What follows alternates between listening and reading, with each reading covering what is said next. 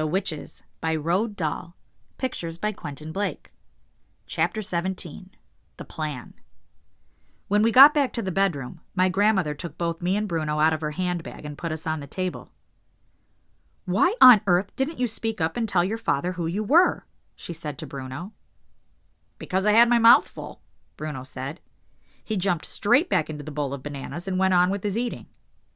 "What a very disagreeable little boy you are," my grandmother said to him.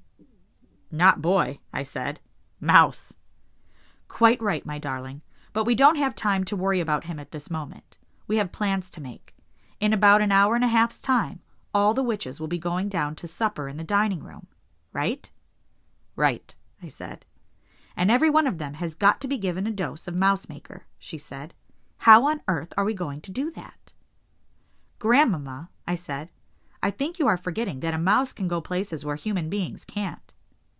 "That's quite right," she said, "but even a mouse can't go creeping around on the tabletop carrying a bottle and sprinkling mouse maker all over the witch's roast beef without being spotted."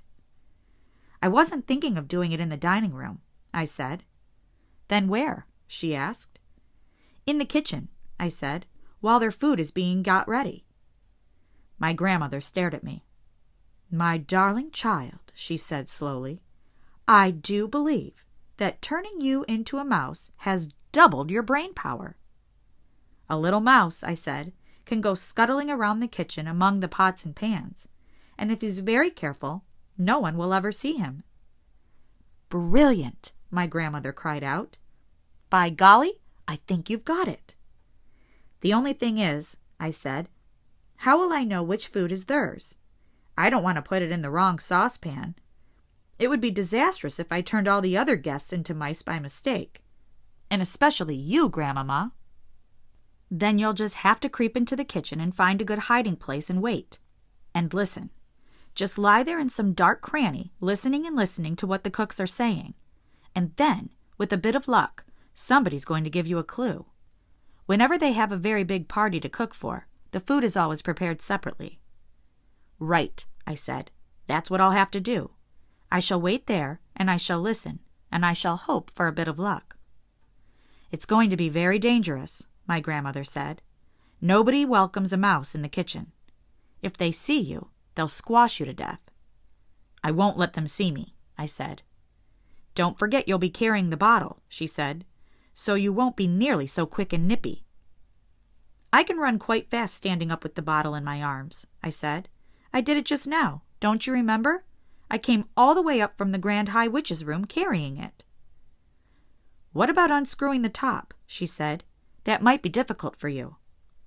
"Let me try," I said. I took hold of the little bottle, and using both my front paws, I found I was able to unscrew the cap quite easily.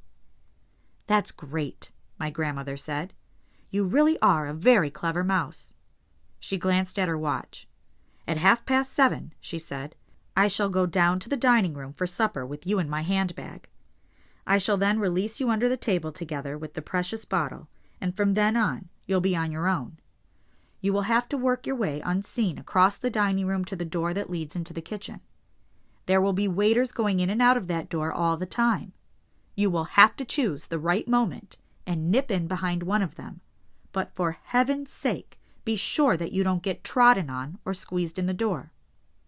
"I'll try not to," I said. "And whatever happens, you mustn't let them catch you." "Don't go on about it, Grandmama. You're making me nervous."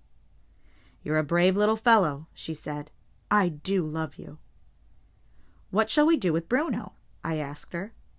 Bruno looked up. "I'm coming with you," he said, speaking with his mouth full of banana. "I'm not going to miss my supper." My grandmother considered this for a moment.